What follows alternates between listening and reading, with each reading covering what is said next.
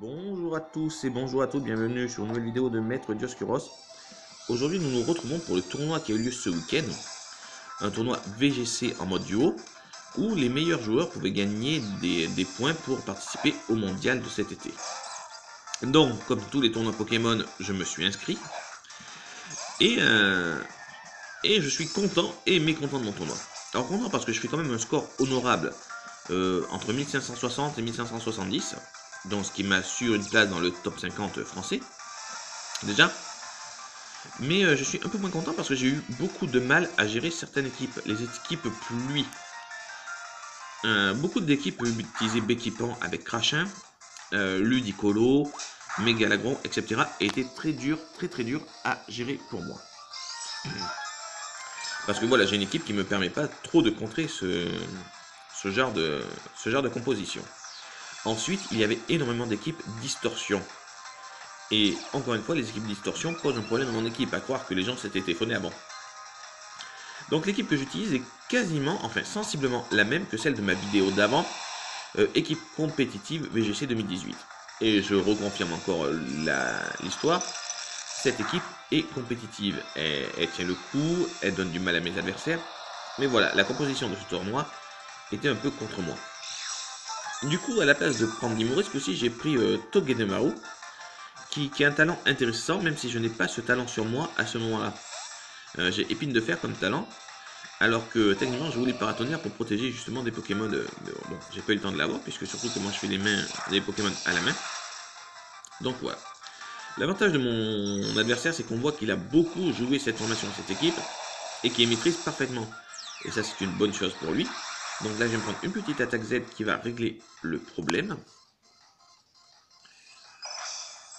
Donc super tourbillon abyssal, à mon avis, c'est pour Gardevoir. Donc je vais perdre ma méga évolution dès le début. Donc voilà, à savoir que les championnats comme ça dure 3 jours, vendredi, samedi, dimanche, que c'est 15 combats par jour et ça fait un total de 45 matchs. Voilà. Donc je m'en suis plutôt bien sorti encore une fois. Il y avait de l'attention et au moins pour une fois ça donnait à réfléchir, il y avait de l'action, il y avait du suspense. Donc voilà, on ne s'est vraiment pas ennuyé. Je m'excuse pour la qualité du vidéo parce que c'est filmé au portable du coup et ça bouge un peu. On va essayer de stabiliser ça pour la suite. Donc voilà, là je vais me débarrasser de son Pokémon eau qui me gêne énormément. Voilà, il est KO, il n'y aura plus de Béquipant sur ce coup là.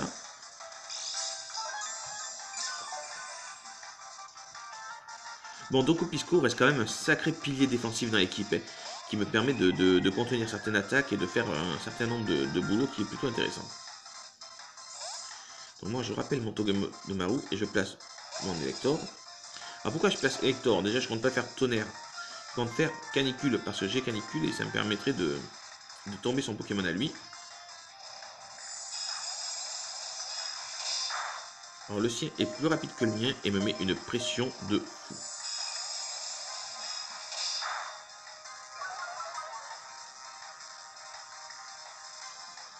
Heureusement pour moi la chance tourne, la pluie s'est arrêtée. Donc mon canicule va pouvoir faire un dégât normal. Et le marrière s'est arrêté chez l'adversaire. La brume se dissipe aussi. Tout est bon pour cette nouvelle partie de tour. Bon, même si je perds mon Toco... Ah non, je croyais qu'il allait vraiment finir mon Tocopisco. Du coup, moi j'en profite pour tomber sur mon Pokémon Togedemaru. Je fais des dégâts au Tocopisco adverse, même s'ils sont pas énormes, ça suffira peut-être pour que des gros dégâts lui fassent mal. Donc moi je lance à mon tour un pouvoir lunaire qui lui fait plutôt mal.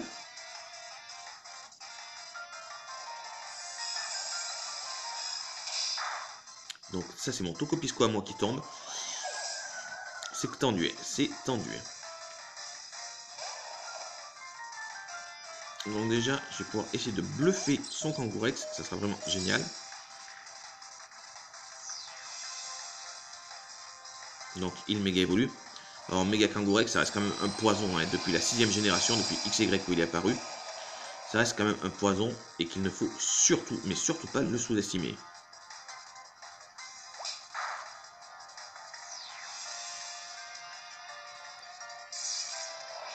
Donc voilà, je me suis débarrassé aussi de son Tocopisco.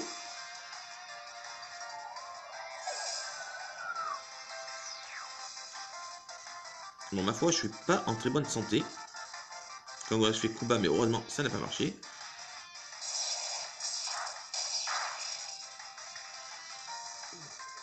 Ah, zut, il a évité mon toxique, ça m'aurait bien aidé.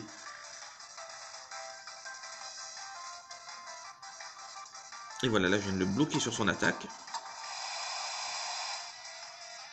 On va retourner à la situation. On va retourner à la situation. Je fais un atterrissage parce que je sens les coups bas, je sens qu'il va essayer de se protéger avec des coups bas.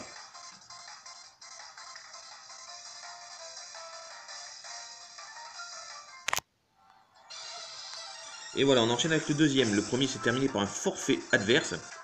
Vous voyez que j'ai fait l'atterrissage, je savais très bien que je l'avais bloqué sur un corps, donc j'avais le temps de l'empoisonner et de lui faire des dégâts.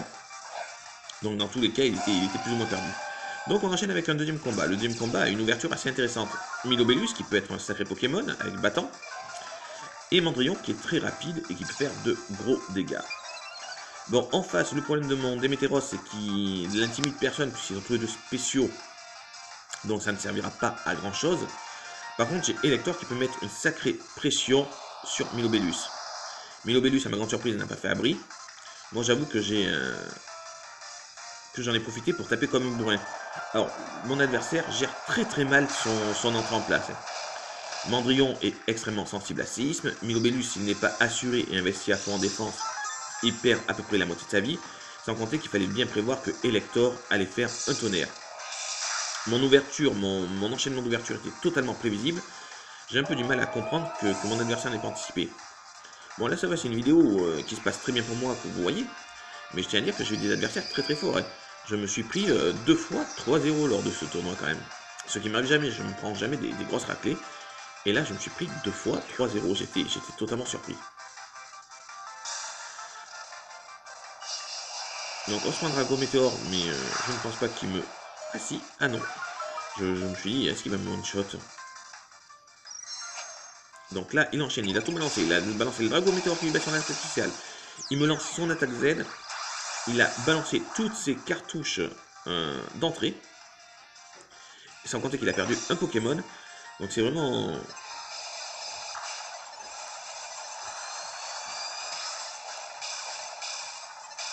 Bon, par contre, je pense que Elector va pas survivre à ça, c'était logique. Donc là, ça sent le séisme pour eux, donc ils vont sûrement perdre un Pokémon de plus et perdre plus de la moitié de la vie de l'autre. Ah oui, là, Tocopillon a pris très cher, il a presque plus rien de Tocopillon. Donc on sait que ce Tocopillon est purement offensif, investi en attaque spéciale et en vitesse. C'est... Bon, Dracofeu. Donc il y a beaucoup de chances à parier que c'est le Dracofeu Y. Dracofeu Y a été surjoué dans cette version, enfin pendant cette compétition également. Donc on met les Félinferno. Félinferno, celui-là n'a pas été fini parce que normalement il est censé avoir Bluff et Aboiement. Je n'ai pas eu le temps de le terminer. Donc bingo, c'est le Dracofeu Y.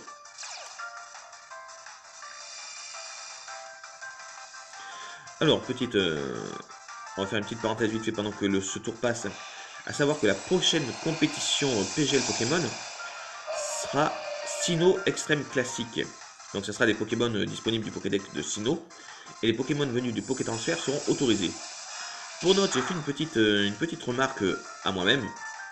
Si on regarde le film 20, Je te choisis, on remarque que les 2 dresseurs qui accompagnent Sacha sont originaires de Sinnoh.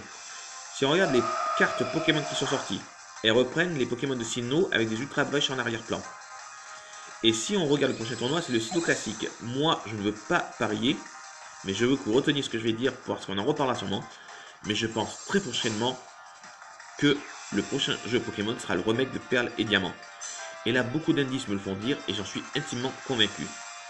Notez bien que Perle et Diamant sera très certainement le prochain jeu Pokémon à sortir sur la Nintendo Switch.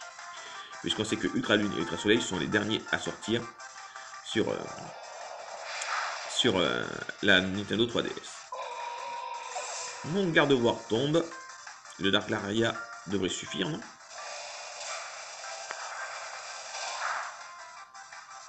Et voilà, le combat fini. On enchaîne le deuxième. Et on continue, on enchaîne lors de ce tournoi. Les combats tombent, les combats pleuvent. Vous n'avez pas vu les équipes les plus horribles que j'ai affrontées, tant mieux pour vous. Donc là, on commence avec une équipe qui est assez intéressante sur l'ouverture. Tocopillon qui a soit le mouchoir soit son attaque Z. Et un méga tyrannosif, très certainement, qui va nous déclencher une tempête de sable. Alors, s'il est spécial, tout va bien. S'il est physique, c'est un peu dommage pour lui parce que Démétéros fait le taf et met son attaque spéciale. Sans compter que j'ai eu un bon nez puisque Gardevoir fait l'ouverture avec moi. Gardevoir qui peut mettre la pression sur Tocopillon avec un ballon qui peut faire très mal, connaissant son attaque spéciale. Ou un mégaphone qui peut abîmer légèrement Tocopillon et faire très mal à Tyrannosif. Donc sur l'ouverture, le Tyrannosif se protège parce qu'il a peur du mégaphone. Moi je fais une attaque double dans le doute, même si un sabotage aurait pu être pas mal suivant les adversaires, mais bon. Tocopillon a du mal. Alors ceux qui jouent Tocopillon en forme offensive comme ça, c'est bien, mais le problème c'est que, bon, il fait très mal, ok.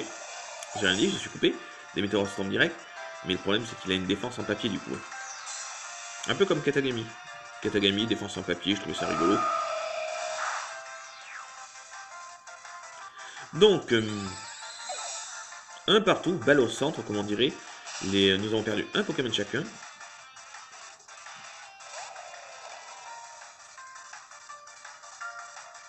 Alors là, j'ai quand même assez de la chance quand même.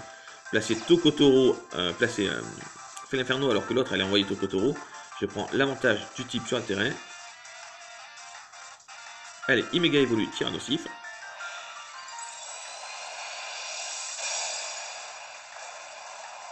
Tyrannosif, c'est l'une des méga évolutions que l'on ne voit pas souvent. Après, ça se comprend, il n'est pas exceptionnel. Wow, c'est un physique qui nous place une Danse Draco, donc autant dire que Danse Draco est mon attaque de boost préférée. Il gagne un boost sur la vitesse, un boost sur l'attaque. Autant dire que maintenant, il va faire très mal. Et mon mégaphone l'embête pas plus que ça. Le Tokotoro n'a pas anticipé le bout au feu, je suis plutôt surpris. On est quand même en tournoi, les gars.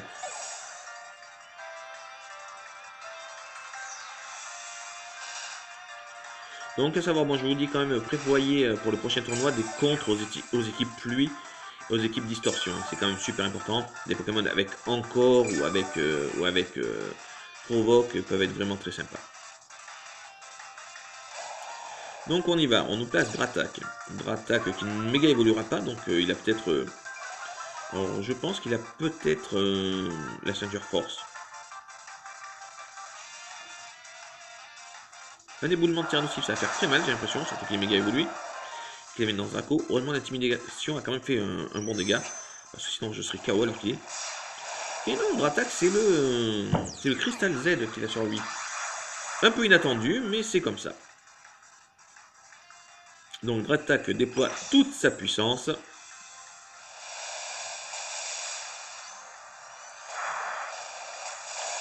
Ouch, une attaque vol de Dratak. Et donc, je la tiens. Une attaque haut, pardon. Donc, ça veut dire que celui-là, il doit avoir Hydrocanon sur lui. Donc voilà, le combat touche à sa fin. Ça n'aura pas été aussi tendu que je l'aurais pensé sur celui-là. Un petit casse-brique de Felinferno. Et emballé, c'est pesé. Une quinzaine de points en plus au score. Dernière petite vidéo pour aujourd'hui. 4, ça vous fera de quoi regarder et un peu vous faire une idée sur l'équipe que j'ai employée. On continue avec l'ouverture la plus classique de ce set. Démétéros et Lector. Qu'il ne faut surtout pas mettre en ouverture tous les deux si vous voyez une équipe Rain en ouverture, surtout. Ne soyons pas fous. Alors, Lagron, Katagami. Alors là, je ne comprends pas. Méga Lagron est surtout vu dans les équipes disto ou dans les équipes Rain. Et là, il retire Katagami, donc... et met Flabuzard, donc ça va être en vent arrière.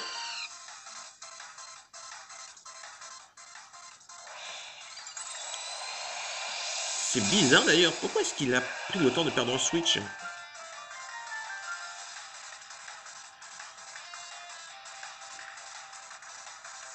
Là, le séisme, même si je savais qu'il n'en touchait qu'un Pokémon sur le terrain, c'est surtout pour Lagron que je l'ai mis, parce que je sais que ça lui fait mal. Et que moi, ça fait mes petites affaires. Bon, le canicule va faire un petit peu mal. Hop là, vendu. Le point de glace, par contre, je risque de le sentir passer. Si je survis, c'est uniquement parce que Intimidation a fait le boulot. Ouais. Sinon, le rapace va me finir Démétéros.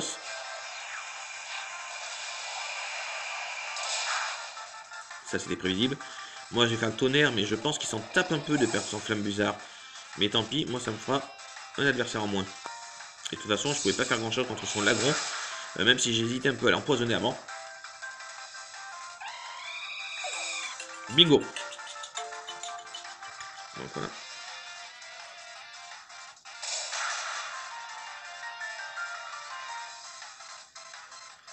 Allez, là on y va, il nous envoie Tokorico. Tokorico qui est un Pokémon fou.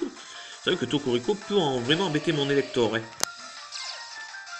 Excusez-moi, j'ai bougé. C'est qu'aujourd'hui, je ne suis pas seul pour faire la vidéo. Et c'est un peu mouvementé à côté de moi. Je m'en excuse pour la qualité. Une qualité qui du coup s'en ressent aujourd'hui. Mais les commentaires sont là et les résultats sont aussi présents.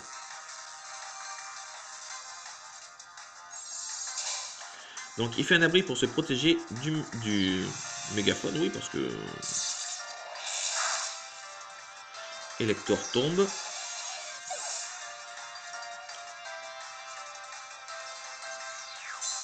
Le mégaphone devrait quand même faire mal à Tokorico. Le mégaphone avec peau féerique de Gardevoir fait quand même très mal, il ne faut pas l'oublier.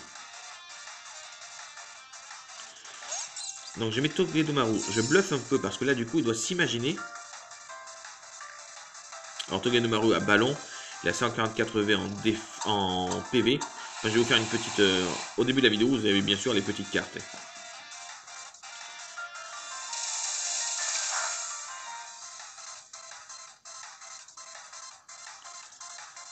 Alors, on y va. Gardevoir utilise mégaphone. Tokorico tombe. Et Lagron aussi.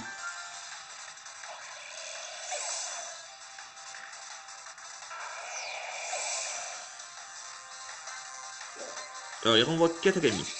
Donc, le combat va se terminer d'ici peu. Moi, je vous remercie d'avoir regardé la vidéo. Je vous encourage à vous abonner sur la chaîne Maître Dioscuros, de liker et de partager. C'est ça qui fait vivre les petites chaînes. On va se retrouver pour 2 vidéos de rétro gaming prochainement. Et on terminera le mois de février par la vidéo du tournoi. Donc 3 vidéos vous attendent encore très prochainement dans les jours à venir.